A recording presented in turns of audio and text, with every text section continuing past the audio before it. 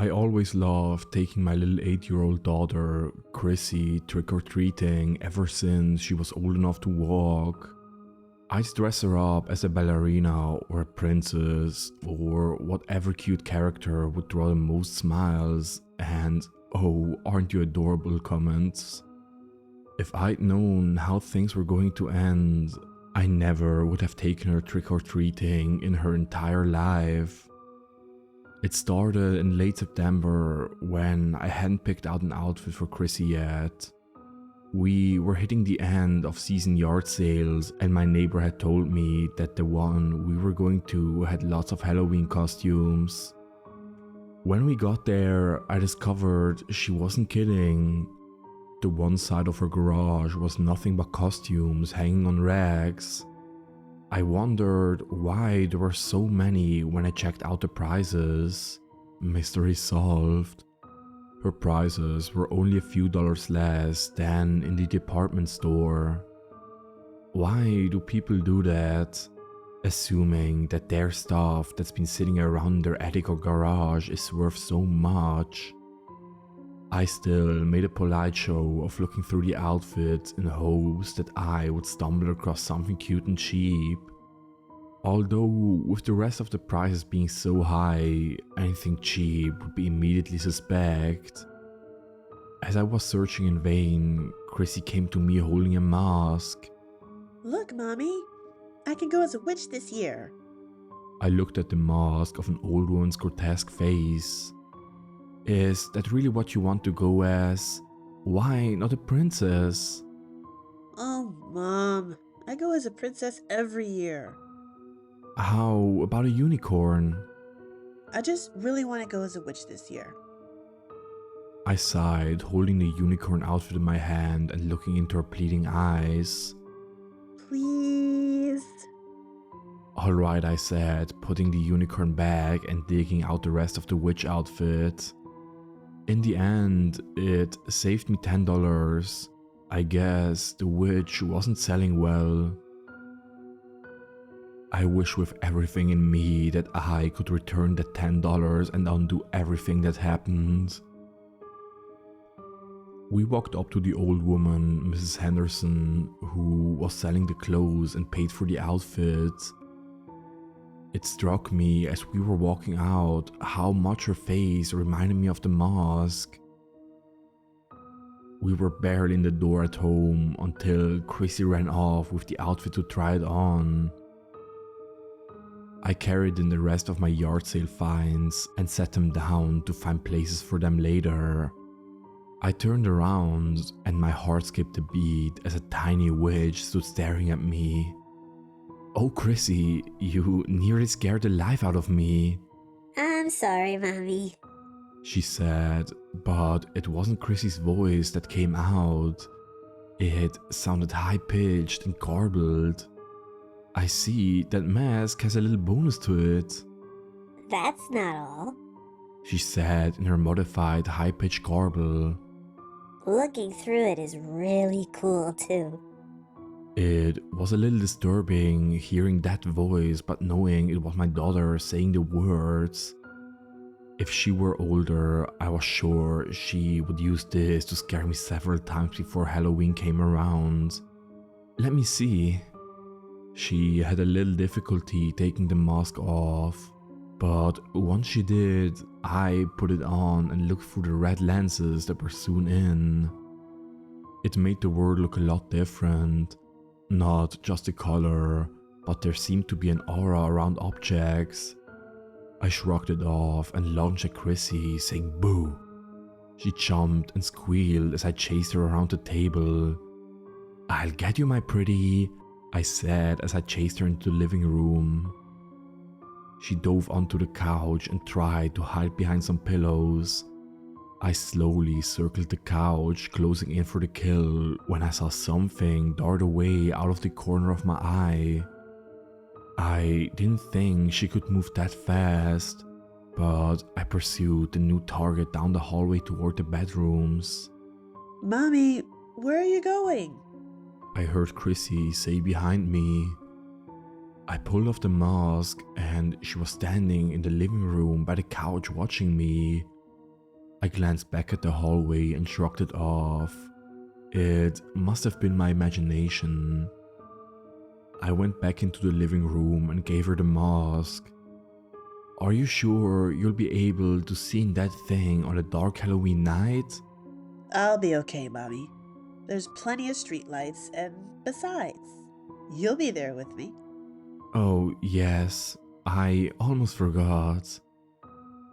She smiled and hugged me, then grabbed the mask and skipped away happily. Over the next week, she took the time to scare me with it on a daily basis. It got to the point where I had to threaten to take it away from her. I still caught her wearing it quite often. With Halloween quickly approaching, I could barely keep the thing off her head. Finally, the big night came. Chrissy was bouncing off the walls with excitement. She was dressed in her costume and ready to go an hour before trick or treat even started. All through the day, I'd been keeping an eye on the storm clouds that were brewing, threatening to pour a damper on our fun. But until evening rolled around, they had blown off and left a nice evening that wasn't too warm or too cool. We left the house, making sure to leave our porch lights off so as not to tease any trick-or-treaters with the false pretense of candy at our house. We started down the dark street lit by the occasional street light. At first, Chrissy was pulling on me like a dog straining against a leash to get to the first house. But as she walked, she drew closer to me. The first house was everything you'd expect. The nice woman who answered the door asked, "And what are you supposed to be?" I'm a witch. Was Chrissy's enthusiastic response. But being said through whatever filter was in the mask made the woman jump. "Oh my, that's quite a costume."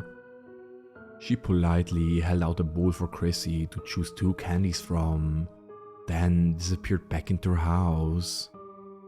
We hadn't seen but a few other trick-or-treaters until we turned onto the main street, and they seemed to be everywhere, dodging back and forth across the street. They wore every kind of costume you could think of, from the classic ghost to cartoon character to zombies to princesses. I looked wistfully at the princesses when the little witch holding my hand suddenly pulled against me. "What's wrong, sweetie?" I'm scared, Mommy. she said in that high-pitched screechy voice that mask somehow produced. "Of what, baby?" The monsters. I looked, and there was a zombie, Frankenstein, and a werewolf walking together towards us up the street. "Baby, they're just costumes, just like every other year," Are you sure? she said, her death grip on my hand loosening just a bit. "Of course, honey, everyone is dressed up to have fun, just like you. Don't you think some other little girl will look at you and be scared of the witch?" I guess so. We started down the street, following along with a crowd of superheroes and other colorful characters. The more houses we went to, the more she seemed to relax and enjoy herself. There were still a few times when she would walk so close to me that she almost tripped me, mostly when there were large groups coming towards us. Frankly, I was surprised she could see much of anything out of the mask. There were a few spots where the street lights were farther apart and I struggled to see the sidewalk. On the whole though, the evening had been going well. Her bag was filling with candy and everyone seemed to like her outfit. We even came to Mrs. Henderson's house, the woman who had sold it to us. When we stood at the end of her walkway, Chrissy hesitated. Are you sure the monsters are just pretend? She said, looking up at me with that disturbing mask. "Of course, sweetie, go on up to the door." A group was just leaving as Chrissy walked up. I see one of my costumes has come home," Mrs. Henderson said, dressed as a witch herself and sounding much like the voice that Mask made. Trick or treat. She stared at her for a moment as Chrissy seemed to stare at nothing on the porch beside the woman. She glanced over at the empty porch and leaned down to whisper something in Chrissy's ear while she still held out a candy bowl. Chrissy nodded her head as she grabbed 2 pieces of candy and darted away from the woman. I smiled and we turned towards the next house. As soon as we were out of sight, I pulled her aside. "What did that woman say to you, Chrissy?" For a long moment, the tiny witch eye stared at me silently. She asked me if I liked the mask. I looked into those red plastic lenses, completely unable to tell if what she said was the truth. I paused and took a deep breath. "I think maybe we've had enough trick-or-treating for the night," I think so too. she said, much to my surprise. Can we go home now? I looked at her haul full bag of candy that didn't have nearly as much in as other Halloweens, but she'd been acting odd the whole time. "Sure, sweetie, let's head home." We crossed to the other side of the street at Chrissy's urging so we wouldn't have to go near the woman's house again. Either it was my imagination or we made it home more quickly than I expected. I was nearly out of breath when we opened the door and Chrissy dove inside, ripping off the mask and costume. She ran to her room and changed into her pajamas, then came back out and gave the costume and mask a wide breath as she went to the couch. "It's not quite bedtime yet. Do you want to watch something on TV?" No, I'm pretty tired. I think I'll just go to bed. Good night, Mommy. She started toward her bedroom. "Don't you want any of your candy?" She looked from me to the bag of candy sitting on the end table. I'll have some tomorrow. "What about your costume?" She stared at it laying on the floor. I don't want it anymore. She said, then went to her room and shut the door. I stared at her as she went. I couldn't imagine when she wouldn't dive into her candy. Usually I had to limit her so she wouldn't go to bed with a sugar high. I stepped over and picked up the costume, sighing at the wasted money, but happy she enjoyed it, if only for a little while. I walked over to the trash can and threw the costume in. As I held the mask, I felt like I had to look through it one more time. I put it over my head and the world was instantly bathed in red. I looked around and for whatever reason the aura surrounding objects seemed brighter. I was about to take it off when I saw something dart off to the side. I ripped the mask off and looked where I had seen the movement, but there was nothing.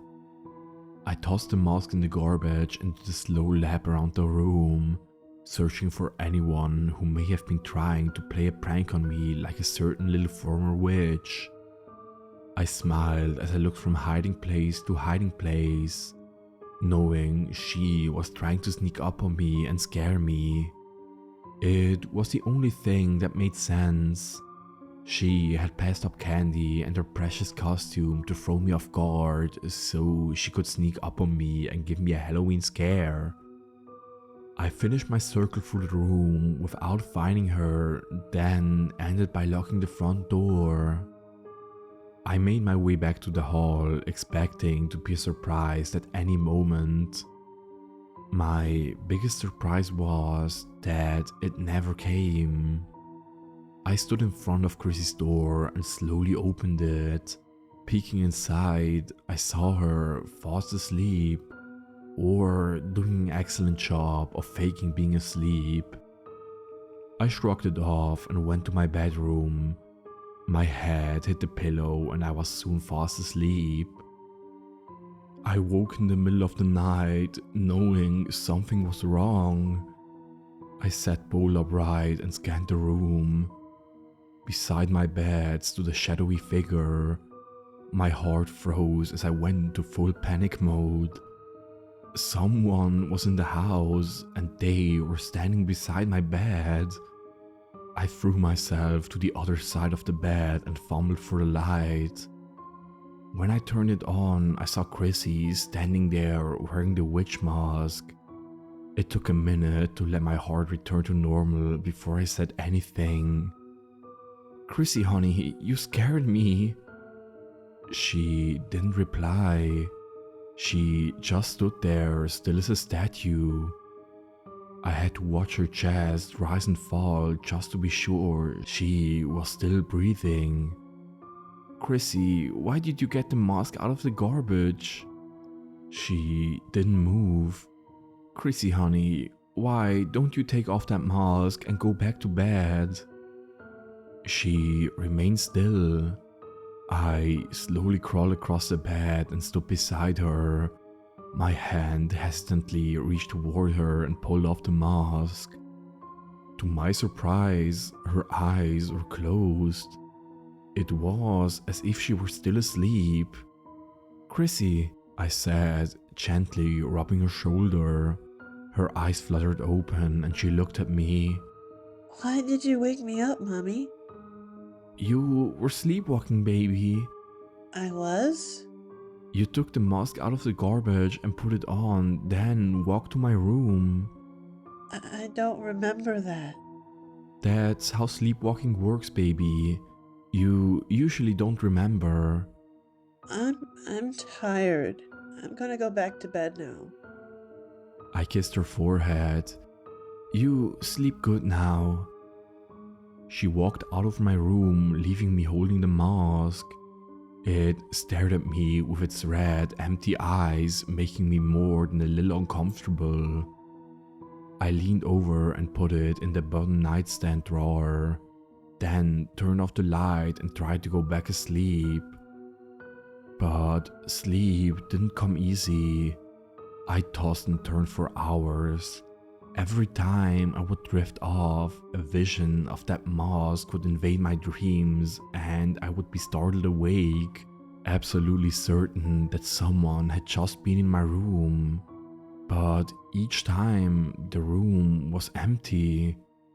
No sleepwalking Chrissy, no villainous stranger hovering over me.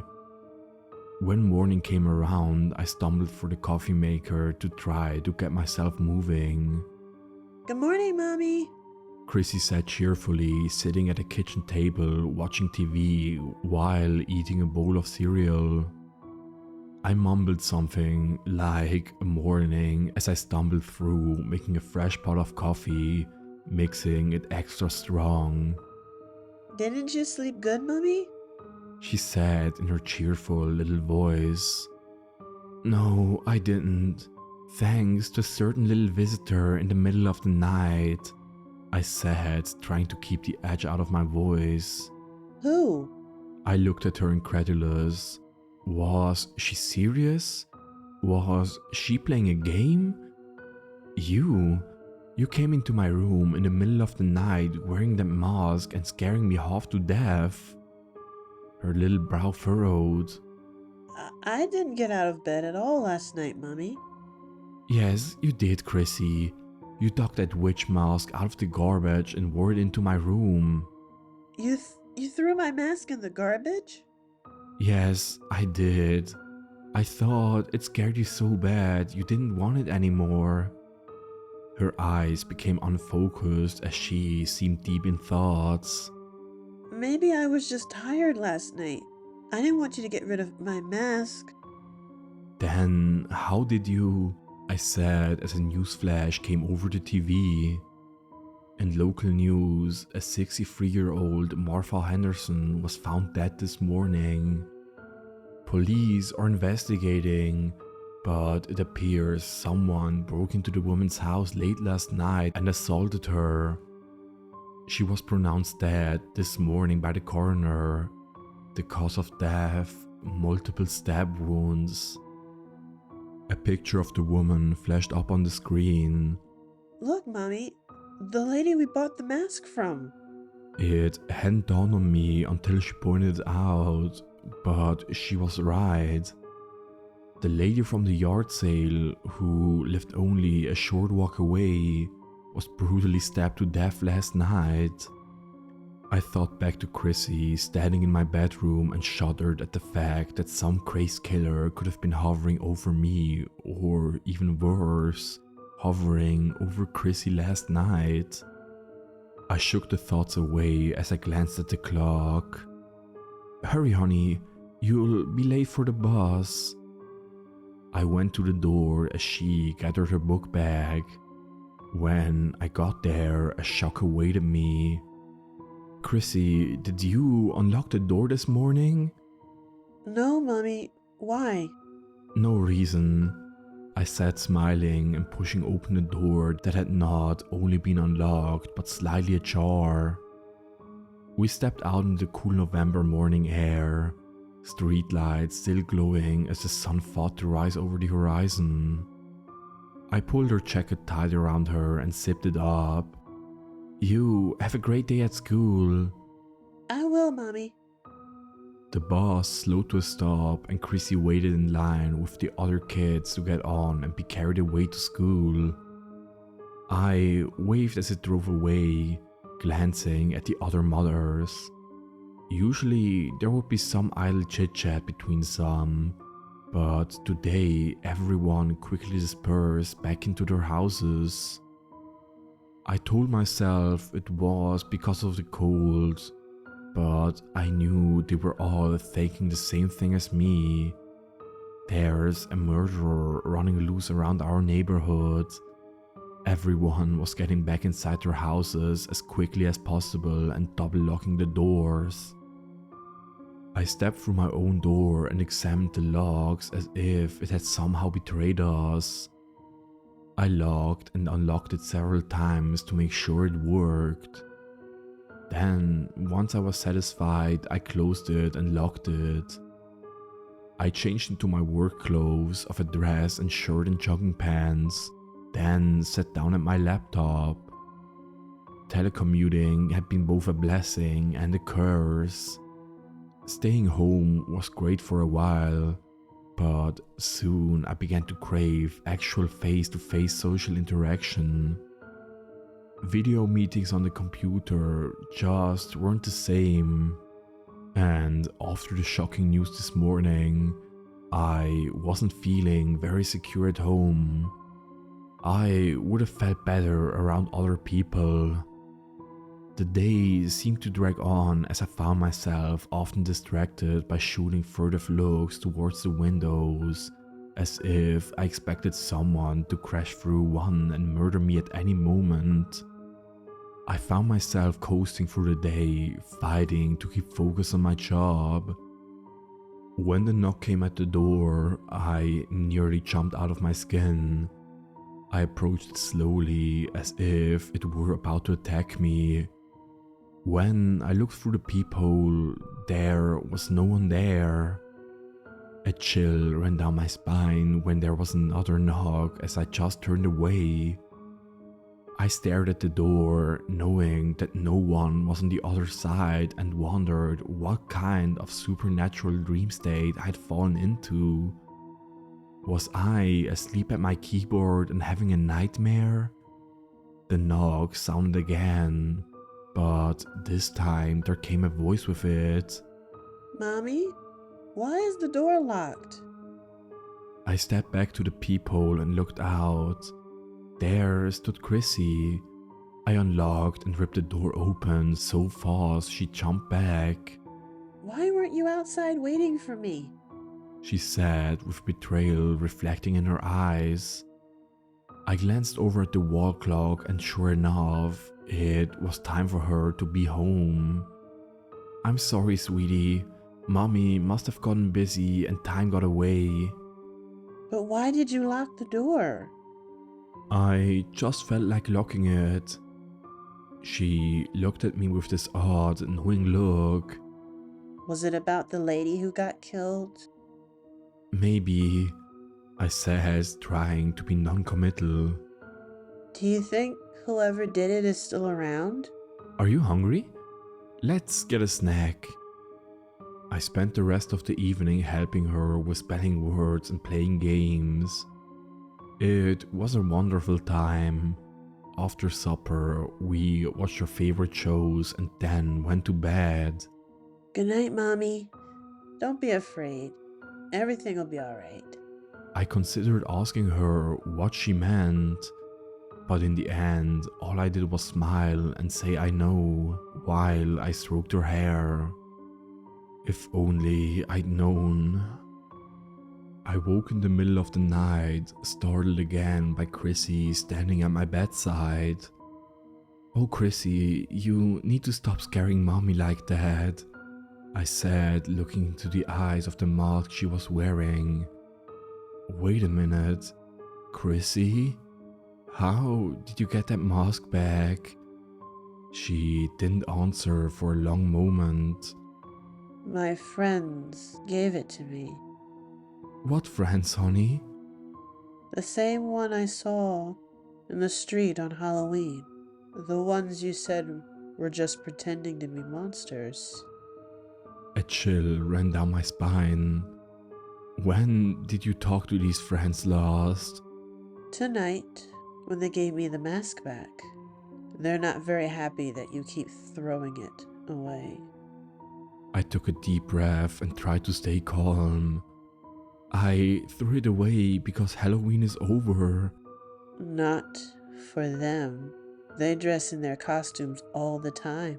"Their monster costumes?" She nodded.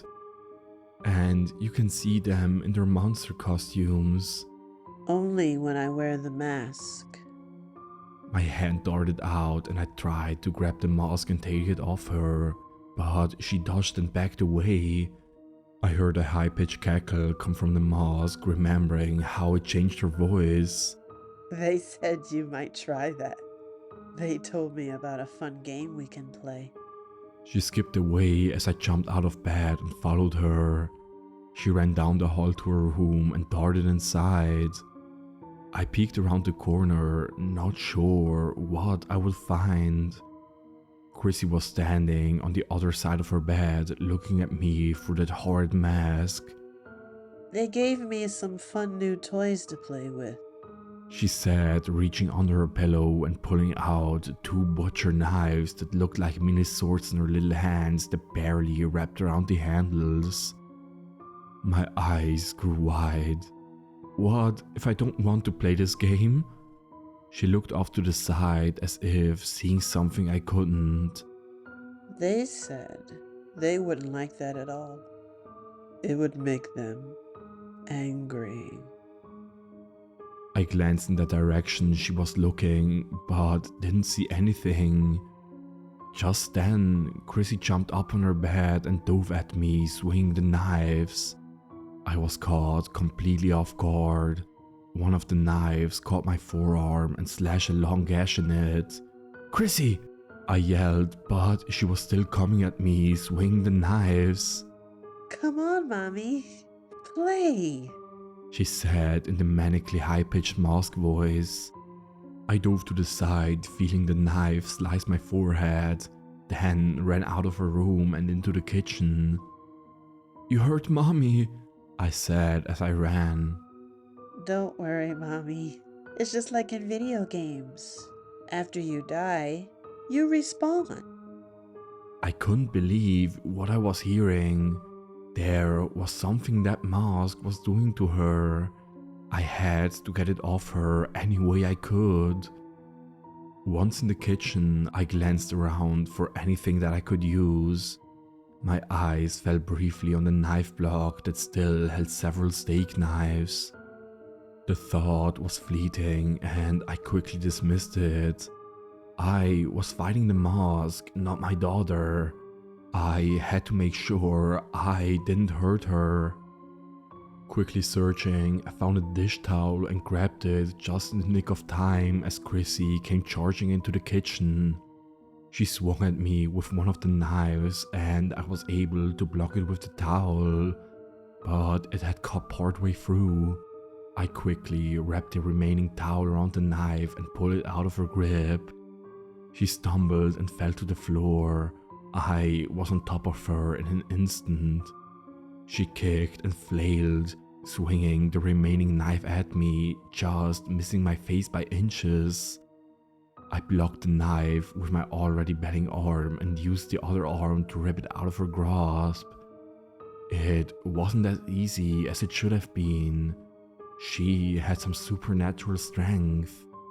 Eventually, I was able to pull it free. I reached for the mask when suddenly something grabbed my hair and yanked me backward. I rolled over and got up, but nothing was there. At least nothing I could see. Chrissy jumped up, grabbed two of the steak knives from the block and started chasing me around the kitchen table. It would have been comical, just like we had done many other times, chasing each other and laughing. But no one was laughing now, and my life was on the line. A kitchen chair moved itself in my way, making me trip and fall. I jumped back up before she got to me, but I felt something brush against the back of my leg. I glanced back and she had sliced a gash in my leg. We continued around the table, but I knew I had to go somewhere I could use open space to run away and get some distance between us. You're not as fun as Miss Henderson was. She screamed and begged like a good little girl. She didn't run like you. The shock hit me like a sledgehammer. The mask had used my daughter to kill the neighbor. I knew now more than ever that I had to get that thing off her and destroy it. I ran out of the front door, not even thinking that I was only wearing a nightshirt and underwear. I knew I needed help. I ran to the next door neighbor's house and beat on their door, yelling for help. Chrissy burst out of our house and saw me, then ran after me.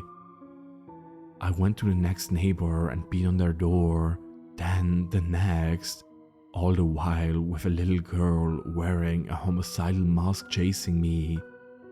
After 3 houses, people started coming out to see what was going on. I doubled back to where a few of my neighbors had gathered. "Help me, I need to get that mask off of her." They looked from me to a charging Chrissy holding 2 knives.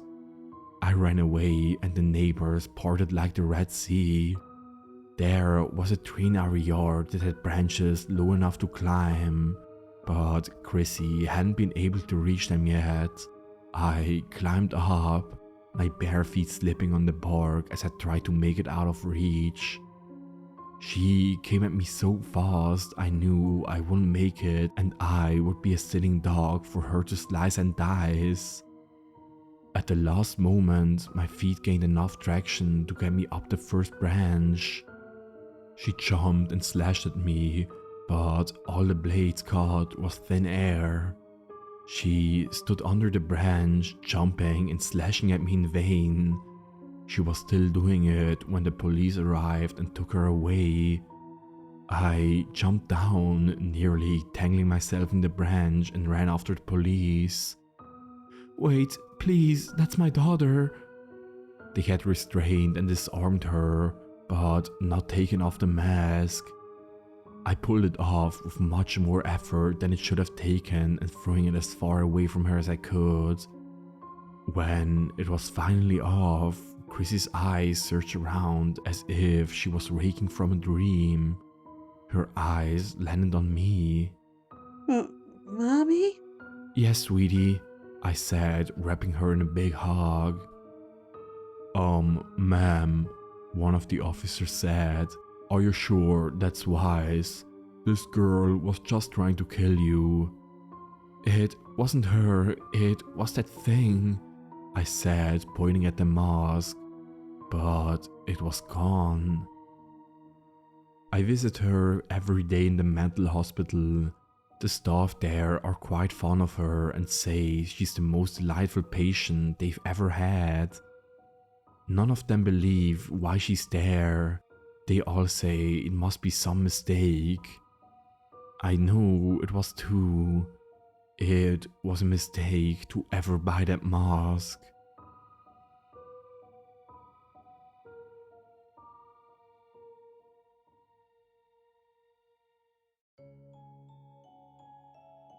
Beware of false prophets who come to you in sheep's clothing, but inwardly are ravenous wolves.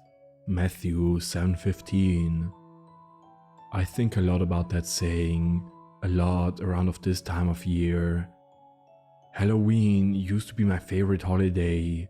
Scary stories, orange and yellow leaves, purple lights and hot apple cider, candy and chilling winds, jack-o'-lanterns and pumpkin spice everything. It's the one time of year you can dress up and hide who you really are underneath masks and makeup. Be whatever you want and no one knows who you are. I've loved Halloween since I was a kid. As far back as I can remember, my dad always made such a big deal about the holiday. My mother, not so much. They divorced when I was young, and I've always lived between two households. Typically, I'd be at my dad's during the weekends, and my mom's on the weekdays. I'd always pray that Halloween would fall on a weekend so I could be at my dad's house when it happened. He'd always invite my friends over for a big Halloween party. He would dress up in a scary costume, hand out fun treats, and take me trick-or-treating. My mom, on the other hand, well, she despises the holiday. She's very religious. She's always reading the Bible, lecturing me about this and that. She's got it in her head that Halloween is an evil holiday. She won't have anything to do with it. Not even so much as a harvest festival alternative that some of the local churches around us hold. In fact, she doesn't even go to the churches in our town, and we have a ton of them. She never put up jack-o'-lanterns, and not even a hint of fall decor. Not even a be thankful sign for the autumn season or Thanksgiving. My mom is nice enough. She's never been too pushy about her beliefs on me. In fact, she celebrates every other holiday just fine. She'll even have a beer or two on St. Patrick's Day, but she absolutely has never budged when it comes to Halloween. In fact, she'd make me go to bed really early on Halloween every time I happened to be with her. We've gotten into some very nasty fights over it. I'd be crying and begging her to let me stay up and go trick-or-treating, but she'd always respond that Halloween was evil and that in her house she'd respect the Lord. Then she would tell me that I would just have to get used to it. I once told her I hated her because of it and stormed off into my room, slamming the door. I regret doing that now. I know she was only trying to protect me. My mom lives several miles away from my dad in a small rural town with about 3,000 people living there. My dad lives in the city, so when I had Halloween at his place, I'd be bringing back a huge haul of candy because we had so many neighbors. Everyone got into the holiday spirits on my dad's street. In my mom's neighborhood, everyone there did too. So the stark difference between my mom and the town and mom and my dad always been really apparent to me. And up until last year, I just never understood why my mom was such a prude. When I mentioned it to my dad and asked him to make my mom relent, he'd always say, "Your mom has to do things her way, and I'll do things my way. You just have to respect her wishes, buddy. If you look at the calendar, you'll notice Halloween falls on weekdays way more than it falls on weekends. So sadly, I haven't had the experience of being with my dad on Halloweens as much as I'd like. I always noticed how my mom seemed to dread the holiday. She'd be extra into her Bible. Sometimes she'd come up to put a hand on me, closing her eyes in prayer, begging God to protect me. Halloween has always been the same at her house. We'd eat dinner around 4 p.m, then she'd usher me off to bed. She wouldn't tolerate me stepping out of my room, and she'd yell at me to sleep if she heard me staying up. I'd always lay in bed, unhappy and frustrated.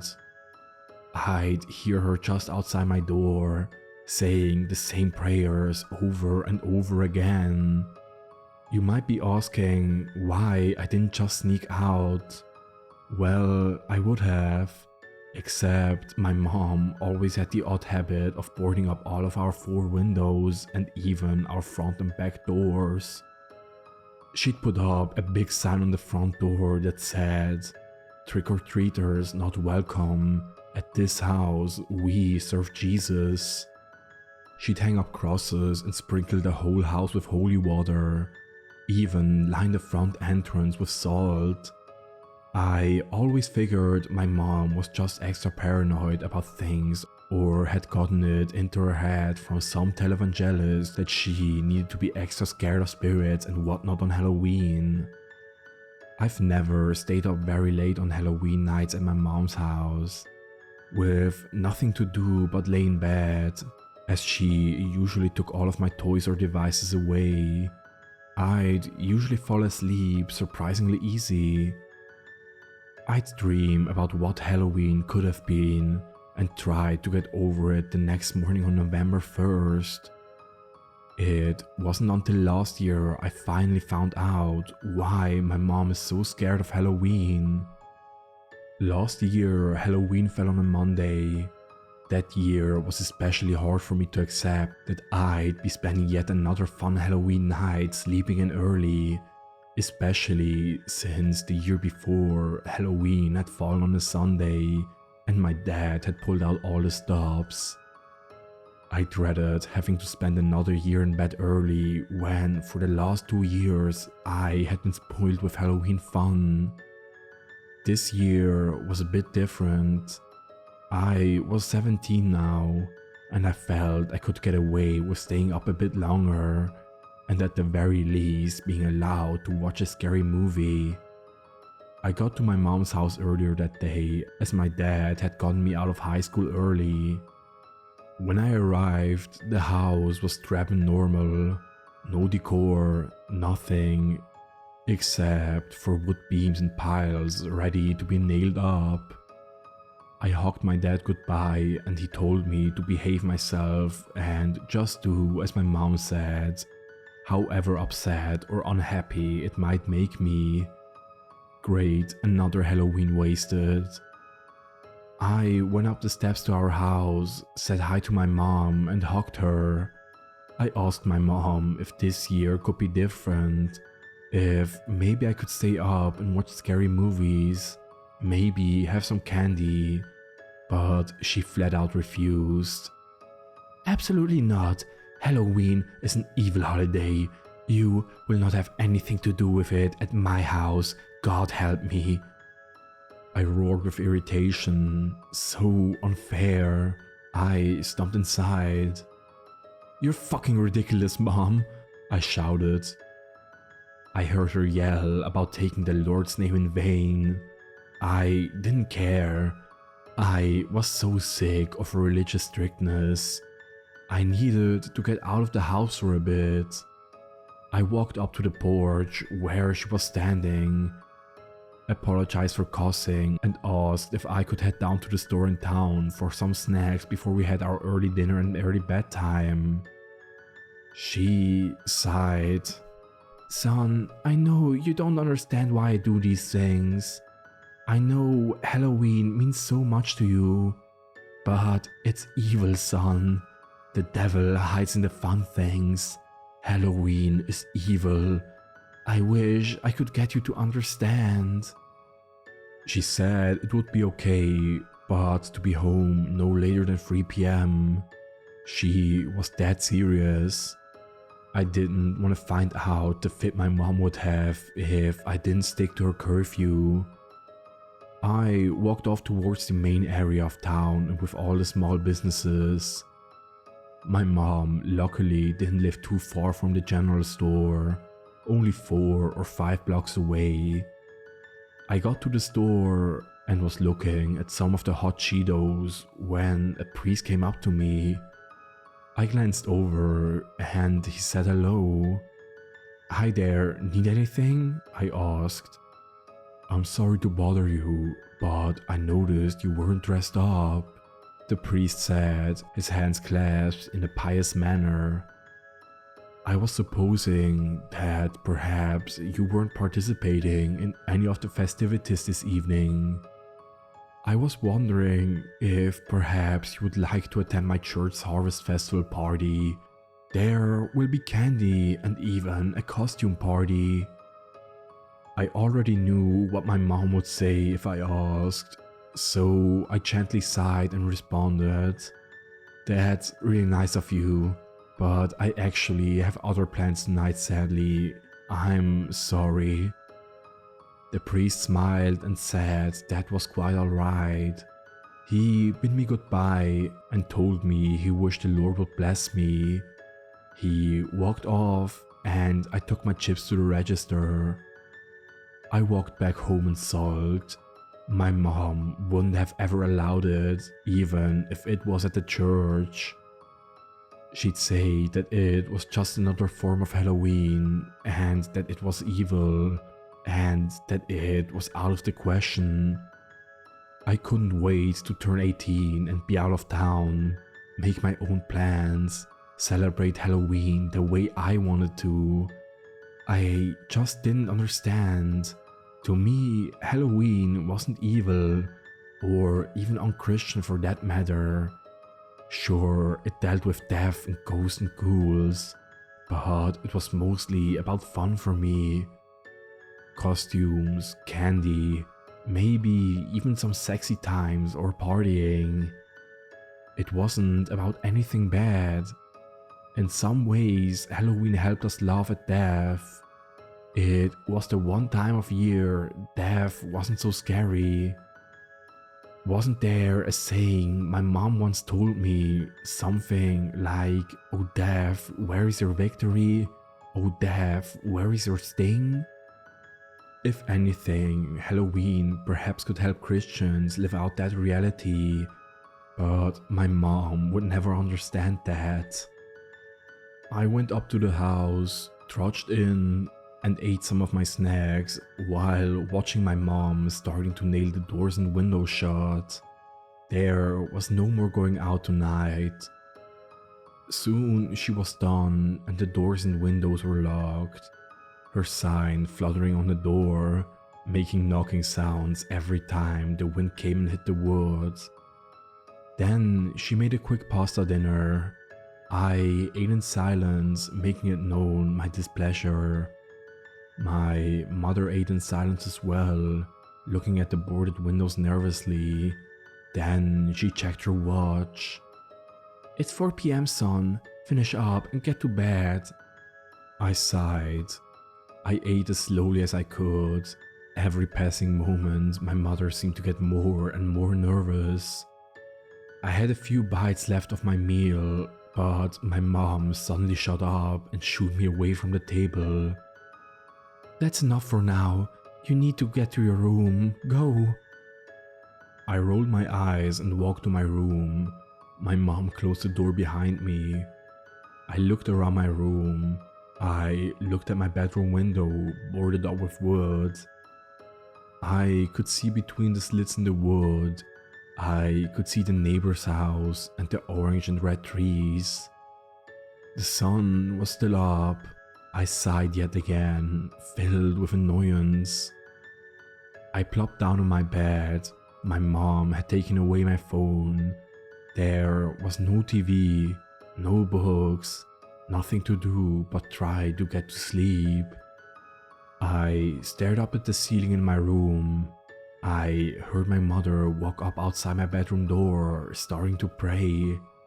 The blood of Jesus protect us tonight. Father God, protect us tonight. Amen. I just couldn't stand it anymore. I furrowed my brow in anger. I was 17 for God's sake. I wasn't following my mom's lame rules anymore.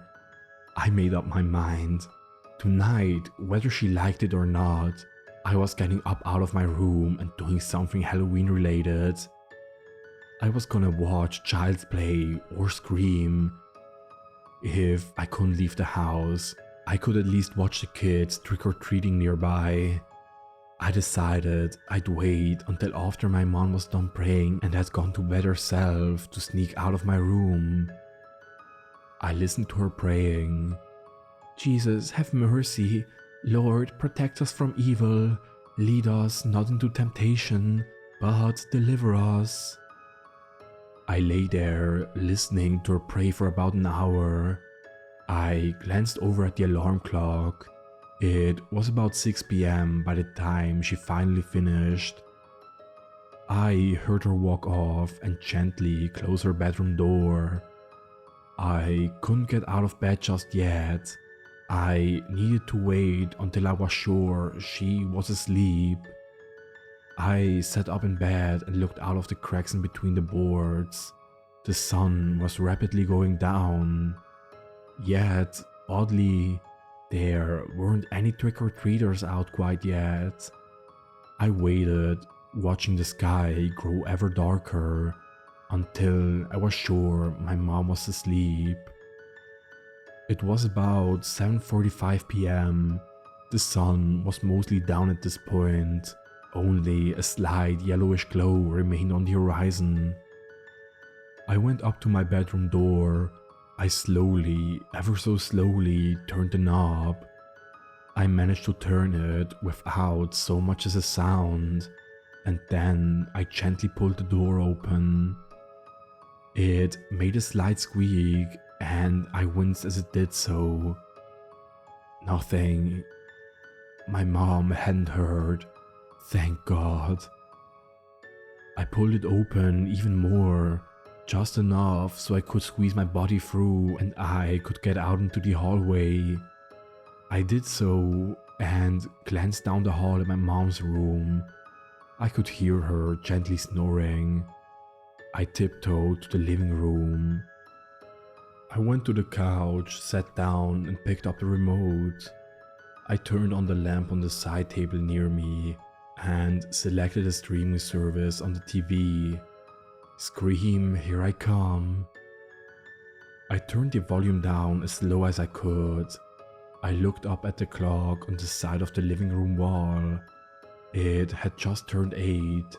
Some preview for a show I didn't care about was playing when suddenly the power went out. I sat up, confused. The lamp was out. I sat up confused. The lamp was out. I tried to turn it on again, but nothing. I glanced outside between the gaps in the board of the window. The street lights were out as well. Even the lights from the Halloween decor of our neighbors was dark. And then I watched as the sky grew darker and darker. Perhaps there had been a power surge, but the weather wasn't bad. It had been a perfect, cloudless day. I sat there perplexed. Then I finally saw something. It was a gentle orange glow. At first, I didn't see what it was. But as I kept looking, I eventually saw a small group of children dressed in Halloween costumes. They held torches in their hand. They had potato sacks to collect candy clutched at their sides. They slowly walked up the street like zombies. Then another group came. Each of the kids had a mask on. Some were clowns, some were animals. Some were skeletons or demon faces, but not a single child had their face exposed. Group after group came down the street, silent as a grave. Then I saw two more groups. This time, they were made up of what I could only assume were adults. They were far taller and fatter in many cases. Some were holding the hands of little ones. They had masks on as well. One had a cartoon's cat mask on, another had a Guy Fawkes mask. Yet another had what I could only describe as a voodoo mask. They all held torches, lighting their way as the sky finally became devoid of sunlight and pitch black. The torches cast shadows on the neighborhood and the houses, the haunting orange glow reflecting, amplified by the orange of the leaves on trees and ground. Many people clearly were traveling as families. I saw groups of 5, sometimes 10. Silently, they went up the street. Then I saw one man. He had a special mask on. It was a large black mask with 3 skulls, presumably human, in a triangle formation on the black background. 2 on the bottom, 1 on the top. He held a torch and an enormous knife with a red hilt. He stopped in the middle of the street and shouted something. Whatever he said, it made the groups of people stop and turn around to face him. He used the hand that had the knife and yelled something, pointing it towards the houses around him. Then he walked on. He was out of sight, and I wanted a better look at what was going on. I crawled up to the window and pressed my eye against the glass, looking through the gaps in the boards. I could see much more now. The little children had circled back around. They went up to the house nearby and knocked on the doors. Then they stood there waiting for someone to answer. I watched as one of my neighbors, a sweet blonde-haired lady, opened the door with a smile, holding an orange bowl of Snickers. She was about to say something and comment on the kids' costumes, but looked at the kids in wonder. They held their torches and stood there, not even saying the customary trick or treat. The lady laughed nervously and asked if they wanted some candy. "Boy, you guys really scared me. You definitely win that award," she commented, trying to hand one of the kids with a green witch's mask a candy bar. The kid didn't accept it, but instead pointed at her. One of the adults came up to the porch, briskly walking over. The woman's eyes widened as she screamed as the adult roughly took her by the arms and dragged her to the street. Her husband came out yelling at the adult to let her go, but 3 other masked adults came and wrestled him to the ground. They then tied up both people, kicking and screaming. I couldn't believe my eyes. Some of my neighbors looked outside of their doors to see what was happening, only for them to be snatched up next. The children led the way as the adults brought crying and screaming people down the street. I watched one of my neighbors' houses open up, only for a few people I presumed were my neighbors to walk out with masks on, holding their kids' hands behind them to join the activity. The same thing happened over and over again. The kids would go up to a door, they'd knock and someone would answer. Then they'd be attacked, tied up and dragged away to join the others. I watched as they headed towards the direction of the main area of the town, where all the shops and businesses were at. I listened as people begged to be let go, men cursing and demanding the reason for all of this. A woman screamed as a masked man got up close to her, grabbed her by the hair and stroked her face with a gloved hand. I watched as more groups of masked people came, dragging teenagers and children with them. They were all crammed into a cage, some crying, others yelling similar things to the adults. I looked at their wrists and saw they had orange bands.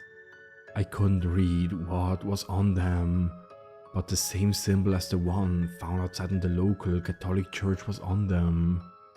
More teenagers came, literally by the crateful, crammed into tiny cages with at least a dozen others.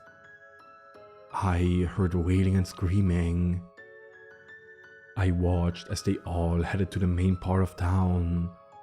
Then I watched as the children went out into the woods with their parents, leaving the masses of people, about 200 of them, sitting in the street to be watched by the skullman with a knife, and a few other large masked men with other weapons and torches. They struggled against their ties, and the caged youth tried futilely to move. I shuddered as I watched orange lights dive in and out of the trees.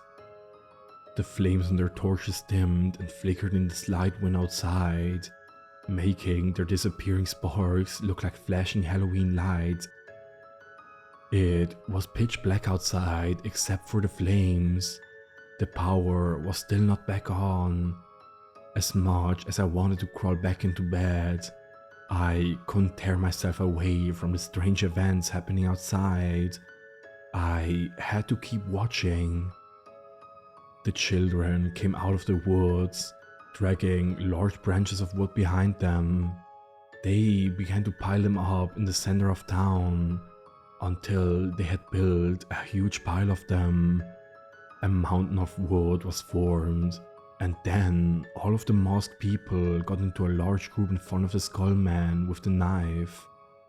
The man held the hand with the knife up and handed his torch to a man with a goat mask on. There were so many of them. Then the skull man spoke. "People, it's this time of the year again. All Hallow Eve is upon us once more. Let us remember our commitments. Our Father awaits us. They await us. Let us celebrate." My eyes widened and my heart jumped into my throat upon hearing his voice. His voice was the same as the priest I had spoken to earlier that day at the grocery store. A cheer rang out from the masked crowd. The priest in the skull mask held out his hand, and a man in a gorilla mask brought the blonde neighbor of mine up in front of him. Her face was stained with mascara as she cried, begging, asking what was happening and why they were doing this. The skull man held her by the hair and brought her throat up to his knife. The children in masks went to the front of the crowd and waited expectantly. The priest made a shout and slit the blonde's throat. Immediately, blood gushed forth and screams turned into gurgling. Her warm blood splattered on the ground, and the man in the Michael Myers mask came out with a golden chalice that had a pentagram on it to collect the blood. Then the man in the skull mask took his knife and began to hack away at the blonde's body. The little kids held out their potato sacks, and the priest dropped pieces of her body into each of them. A bloody lock of hair went into the bag of a girl with a princess mask. A fingertip into the bag of a boy with an Optimus Prime mask. One girl with a bunny mask on cried with glee as an eyeball was tossed casually into her bag. I watched helpless as she was doled out like some kind of sick treat to the children. I watched as they danced gleefully around the screaming cages of teenagers. The adults went to the great pile of wood and began to pour gasoline on it. One adult in an Iron Man mask lit the pile and it burst into flames as a great bonfire. The light from the fire was intense and the air shimmered with heat. My eyes began to well up with tears at the atrocities being committed in front of me. The adults started to drag their tied up victims towards the fire. Then they lifted them up and tossed them alive onto the blazing pyre. I closed my eyes and covered my ears as they screamed in agony. I started to hear a chant being sung. I peeked up to watch from my window. The goblet of blood was being passed around to the people, who lifted their masks to reveal their lips and to take a sip of the freshly shed blood. The chanting got louder with every person they threw into the flames. They repeated it over and over again. I can still remember the words. They chanted it over and over again. I wasn't sure how they were able to chant loud enough to drown the sounds of screaming people being burned alive. The children danced around the bonfire like demonic imps. I watched as an adult in medieval plague mask began to look towards my house from far away. He walked away from the group towards my house. I watched as he got closer, 4 blocks away, 3 blocks away, 2 blocks away. Soon he was about 100 feet from my yard. I wanted to hide, wanted to duck, but I was frozen in horror. Suddenly, someone's hand grabbed me from behind. I let out a scream that was quickly covered by a hand which silenced me. I looked back. It was my mother. She ducked us both down beneath the window. She went up to my ear and whispered, "What on earth are you doing out of bed?" We both looked up as a shadowy figure got up to the window. The figure just stood there, illuminated from behind by the yellow-orange of the town bonfire. We sat there frozen, not saying a word, until the figure slowly moved away from the window. We sat there a while longer until we were sure he was gone. "My son, get to bed and do not get out. Do not look out of the windows. Lay there until sunrise." I got up and did as I was told. I shut my door and got into bed. I tried to ignore the orange glow shining in from my window. I tried to ignore the chants, but they had gone louder. I tried to ignore it when I heard metal being dragged and teenagers screaming bloody murder as they were tossed onto the fire, trapped together in their metal cages.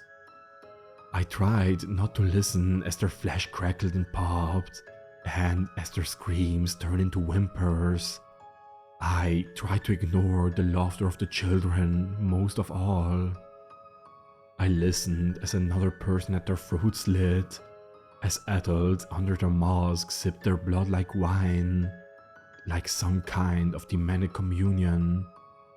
I listened as one moaned and men slammed into them like the applause of a concert.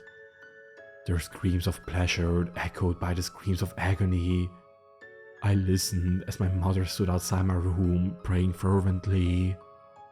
"The blood of Jesus cover us, the blood of Jesus cover us."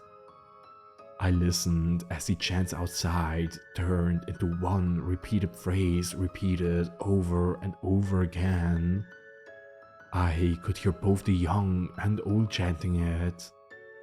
It lasted all night, the same chant over and over again. More screams, more giggling, more sounds of bodies cut up and given to the children as treats. Somehow, at some point, I fell asleep. I awoke to my mother on my bed, stroking my face. I asked her if what I saw last night was real, and she said yes. She said that Halloween is an evil holiday. I had so many questions. Why did she live here? Why didn't she call the cops? Why did all of this happen? My mom explained that the town was run by a satanic cult. She couldn't be sure who was or wasn't a part of it.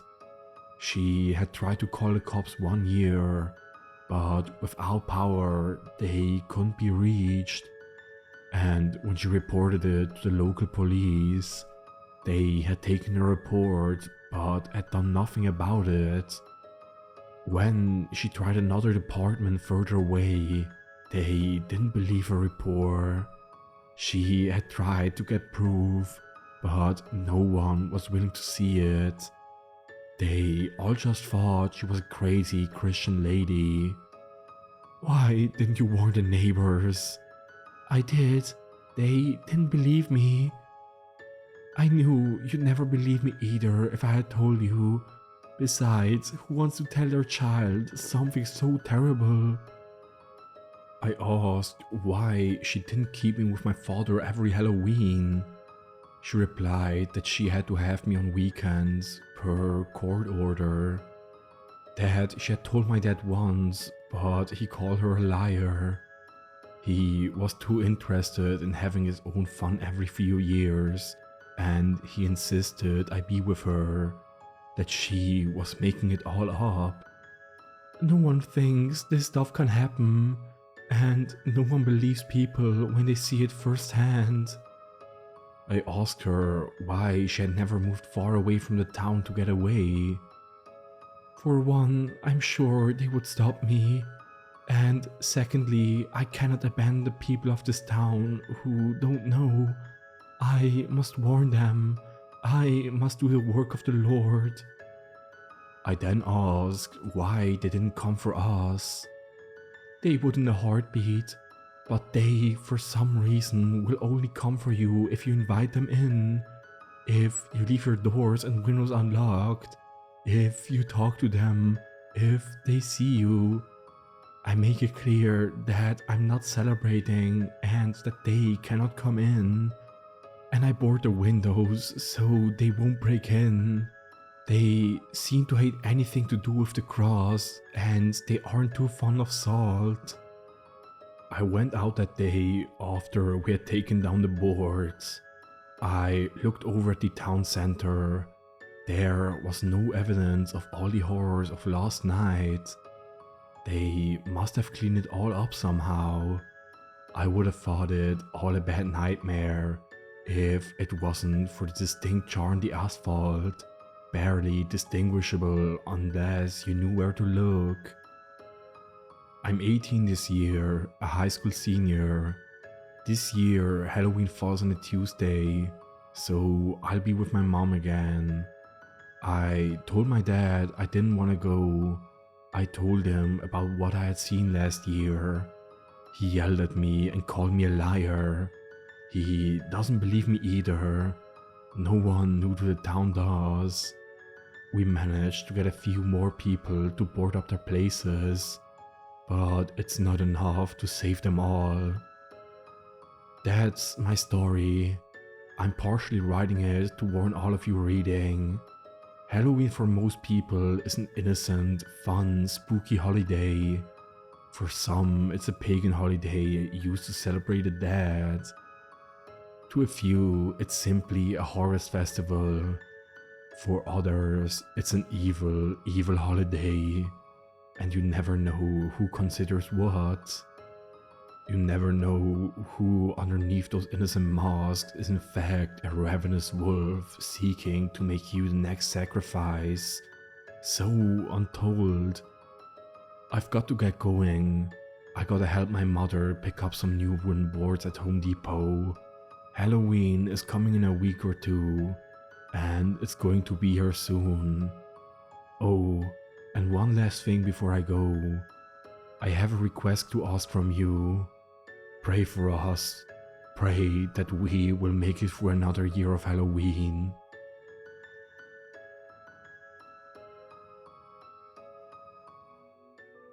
I'm the kind of person who starts counting down to Halloween on November 1st. Always have been. I could never get enough of the holiday when I was younger, and that stayed with me as I've gotten older. So you better believe every October I make it a point to have that house on the block, The one that you can barely see the lawn from how many Halloween decorations there are. Once the leaves start turning, that's my cue to put out the decorations. And considering how people are always stopping by to take pictures or drive past my house, I wouldn't have it any other way. Although the one thing I can't put out until shortly before Halloween itself are the jack-o'-lanterns. Of course, that moment is always a bit bittersweet for me, because on one hand, carving the pumpkin means Halloween is almost here, but on the other hand, before we know it, Halloween will be over. But I recently got an idea. Why don't I carve some pumpkins early? It could be a fun little quirky tradition. Christmas in July is a thing, so why not jack-o'-lanterns when summer is in full swing? I saw no reason to not try it, so I went off to get some pumpkins. Finding them in the summer isn't as easy as other times in the year, but in the modern era, finding stuff out of season has never been easier. So once I was able to find some pumpkins, it was just a question of how many I wanted. I decided on 5. Then I paid for the pumpkins, bought some candles to go with them, and brought the stuff home. All that was left was to decide when to carve them and then get down to work. I decided to do it that weekend because we were due for a nasty storm. Sure enough, the weekend came and the storm arrived right on schedule, and it was intense. This was no quick summer downpour that lasts 10 minutes and then it's over. It rained all day and it didn't take long for there to be flooding in the area. The sky was an overcast grey and I didn't feel like going anywhere, so that was my cue to start carving pumpkins. By now I've done it a million times, so I'm well practiced at it, which means it wasn't long before I had hollowed out the first one and was working on etching a face into the pumpkin surface. This part was definitely way harder than hollowing out a pumpkin, but I've practiced this enough as well to the point where I'm not horrible at carving a face, but I'm still nowhere near the amazing artist that some people are at this. That's the one Halloween thing I haven't mastered yet. So my first one turned into a generic spooky face with a twisted grin. It's simple, but a classic. So then I got started on the second one. This one I turned into a happy face with a genuine smile. The other 3 I tried different things with, but they just ended up being variations of the first 2. But that didn't bother me a bit. I always enjoyed the process, and they all truly become something special once you light the candles. Which is exactly what I did after that. Then I placed them inside the pumpkins, turned off the light in my kitchen, and stood back to admire the effect. It made me smile, as it always does. So now all that was left for me was to take them outside one by one and arrange them. My house is a small 2-story building, but it comes with a comfortable front porch. That's where I put some of the pumpkins once I've turned them into jack-o'-lanterns, along with on the 3 stone steps leading up to my porch. So I arranged them and stood back to admire my handiwork as the rain thudded on the roof and filled the streets. It was a nice effect because the pumpkins and the candles within them stood out starkly amongst the grey, wet atmosphere. And thanks to my porch roof, which extended all the way to the first stone step, it kept me dry and gave me a great view of the entire street.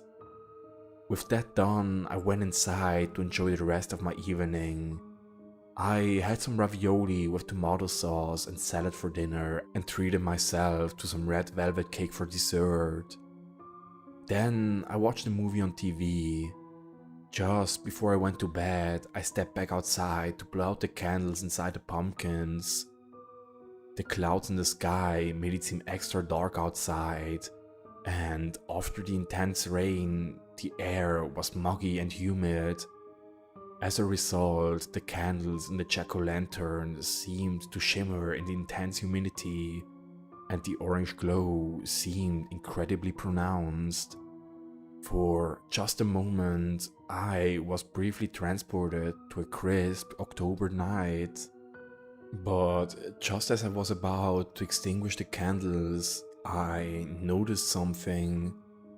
My porch light and the candles revealed what looked like footprints leading to and away from my front door. The heavy rain and the water it left standing everywhere meant that if you went walking out tonight, you would be leaving wet footprints everywhere. And thanks to the intense humidity, those footprints wouldn't dry immediately. So there I was, staring at a set of footprints that arrived at my door, then went away. I just shrugged it off and chuckled. No doubt someone wanted to come closer to look at my jack-o'-lanterns, probably to take a picture or two. Well, they got a look just in time because I extinguished the candles, went back inside and headed to bed without a moment's hesitation. I got up the next morning, had some breakfast, then went about my day. After spending time with my family, I came home, put away the leftovers from our meal together and read a book on the couch. After a while, I had a snack. And since it was dark enough out, I went out on my front porch and lit the candles in the jack-o'-lanterns. Then I stood back to admire the sight for a moment until I went back inside and returned to my book. The intense humidity had lessened a bit, but was still high, so I stayed indoors to read instead of sitting on the porch like I often did. When it was time for me to head to bed, I went back out to extinguish the candles. The sight of the candles inside the jack-o'-lanterns flickering away against the thick night sky was striking. I took it in for a moment before, one by one, the candles were out, and all that was left was a tiny wave of smoke billowing out from each one. I was just about to turn around and go back inside when I looked down the street and saw someone. Despite all the bright street lamps positioned at every interval, I couldn't see quite as clearly as usual, as the person was standing far away and the humidity still lingered in the air and gave everything a haze. But even from that distance, I could have sworn that whoever was there was watching me, and I couldn't be sure, but I thought the person was wearing some kind of costume. But then a car drove down the street, and when the car passed the spot where the person had been standing, there was no one there. So I went back in the house, turned off the lights and went to sleep. The next day went by without incident, and I arrived home from work at my usual time. It was a bright sunny day, but not quite as humid as it was, so that was nice. After I lit all the candles in the jack-o'-lanterns, I ordered some pizza for dinner. Then I watched some TV until it arrived. Right on schedule, my doorbell rang. My pizza had been delivered by a guy in his mid-20s. When he told me the price, I handed him the money with a nice tip, told him to keep the change, and he gave me my pizza. "Love the jack-o'-lanterns, by the way," he told me just as I was about to close the door. "Thanks. And I don't think I'm the only one who likes them. I saw a few people running by just as I was about to pull up. They were in costume too, so I think you started a trend. I laughed. Maybe. We'll see if it lasts. Thanks again for the pizza. Sure, you have a good night. Then I went inside, put on a movie, and had my pizza and some ice cream for dessert. I didn't feel tired, but at some point I nodded off and woke up to the sound of knocking at my front door. I quickly checked my phone and saw it was 10:15. Then I headed to my front door. Whoever was at my door knocked again just as I was about to answer it. But just before I did, I looked through the peephole and saw someone dressed as a vampire standing on the other side of the door. The sight made me chuckle. I was still chuckling when I unlocked the door and opened it. I have a screen door that also locks, so it provided another barrier between me and the guy in a vampire costume. Now I could see it was a guy in his early 20s, and his costume looked more elaborate than the typical one you get in a bag at the costume store, and his makeup looked carefully done, and he was holding a candy bag in front of him. "Trick or treat?" he called out enthusiastically a moment after I opened the door. I didn't answer at first, but I laughed. "I love it," I said as I took in the side of the costume. I had to laugh at the initiative. If you could carve pumpkins and put them outside this time of year, I couldn't help but admire someone doing this. The guy in the vampire costume hadn't said anything else, but he looked at me expectantly, the bag held out in front of him. "Please give me 1 minute, I'll be right back, I promise," I said sincerely before I closed the main door and went to the kitchen. I always had plenty of candy, so it wasn't hard for me to get some miniature chocolate bars, some individually wrapped mints and some peanut butter chocolates, and get back to the door in a minute. When I opened the door again, the guy in the vampire costume hadn't moved an inch, but he held his bag up expectantly as he saw me with the candy in hand. He stood back as I opened the screen door and placed all the candy in his bag. I thought he deserved a lot of candy for effort. "Here you are," I said as I placed the candy in the plastic bag. "You look great." "Thank you," he nodded respectfully as the last piece of candy fell into the bag. "Happy Halloween." "You too." Then he turned around, walked off my porch and headed down the block and out of sight without saying a word. I took the opportunity to blow out the jack-o'-lantern candles before I went back inside. I was still laughing at the guy asking for candy. In all honesty, I was surprised more people hadn't done that. The rest of the week passed without anything noteworthy happening. In fact, I was so busy at work I didn't have time to think about much of anything. I had been staying late, and I hadn't had time to light the jack-o'-lanterns by the time I got home.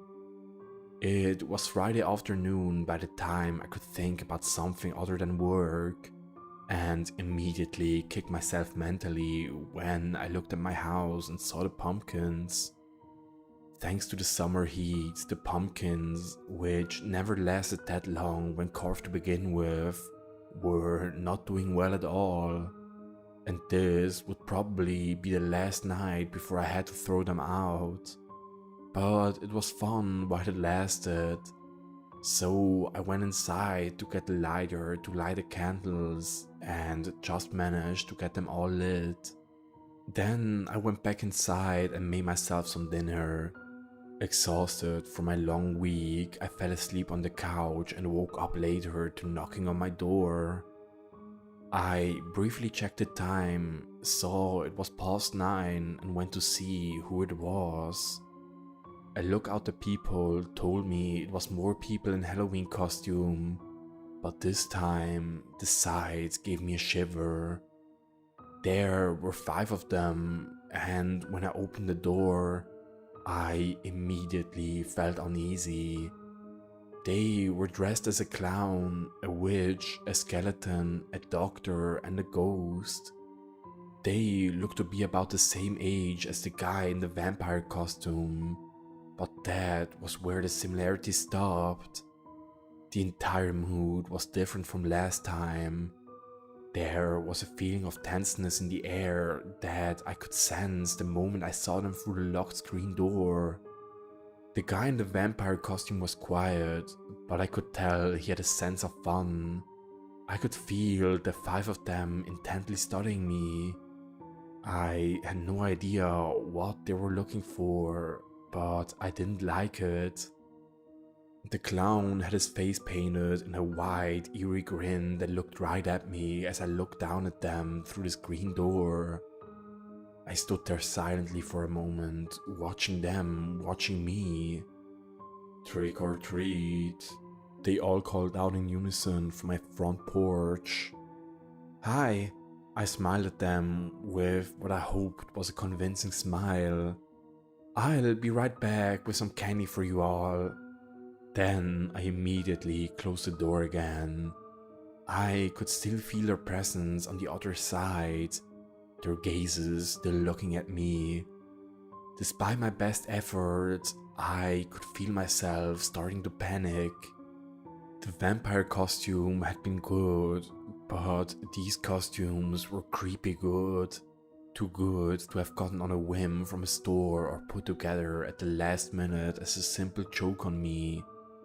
I tried to convince myself it was all in good fun, but it all felt off. I knew something was up. I just didn't know what to do about it. I was halfway to the kitchen when I looked out the window overlooking the street and saw the clown and the ghost had moved off the porch and were watching me from the kitchen window. I almost shouted out loud in shock, but immediately tried to play it off with a smile like I knew they were just joking, and pointed for them to go back to the porch so I could give them their candy. After what felt like an eternity, I watched them go back around to the front of the house. That made me feel a bit better, but just a bit, because inside I was now in a full-blown panic mode. What were the other 3 doing? Were they lurking in my backyard waiting for me? Or were they trying to sneak in the back of my house? My stomach lurked as I thought this might all be a diversion, and that while the 5 of them distracted me, someone might be trying to break in my house another way. What was I supposed to do? What would I tell people if I called for help? Despite the fear, I felt myself take a bowl from the cabinet and stuff it with plenty of candy. Then I went to the counter and took a knife out of the drawer. I was just about to start walking back to the front door when I heard 2 dull thoughts come from the front porch in quick succession. I willed myself to go to the front door, and after I took a deep breath, I looked out the peephole. There was nothing there. I slowly opened the door, still holding the knife, and braced myself. Everything was quiet, and the 5 people in costumes were gone, and the entire mood felt so different. So I took another deep breath and locked my screen door and slowly set foot on my porch. After a moment, I noticed something. 2 of my jack-o'-lanterns had finally reached the end and had crumpled to the ground. The candles inside had been extinguished, and the smell of smoke lingered in the air. Meanwhile, the candles in 2 of the others had finally burned out, so only 1 candle remained illuminated. Or at least it did until I extinguished it a moment later. Then, after I checked my whole house and yard to make sure there was no one in costume waiting to surprise me, I scooped up the remains of the pumpkins and tossed them in the garbage. I slept horribly, but nothing happened, and the people in costumes didn't come back. I still love Halloween, but I'll definitely hold off carving pumpkins until fall gets here.